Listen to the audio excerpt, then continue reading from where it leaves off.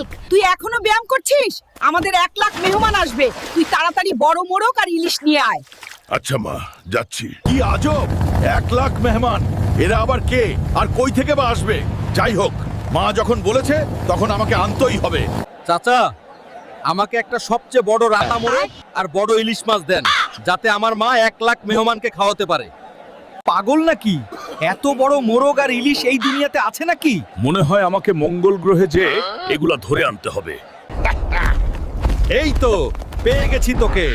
আমার মায়ের 1 লাখ মেহমানের জন্য তুই একদম পারফেক্ট মোরগ। মা ইলিশ মাছ আনতে বলেছিল, কিন্তু আজ আমি অতিথিদের মঙ্গলীয় মাছ খাওয়াবো, যাতে তারা সারা জীবন মনে রাখে। এই নাও মা, তোমার মেহমানদের জন্য এমন মাছ আর মোরগ নিয়ে আসছি যেগুলা এই পৃথিবীতে পাওয়া যায় না। অনেক ভালো করেছিস বাবা।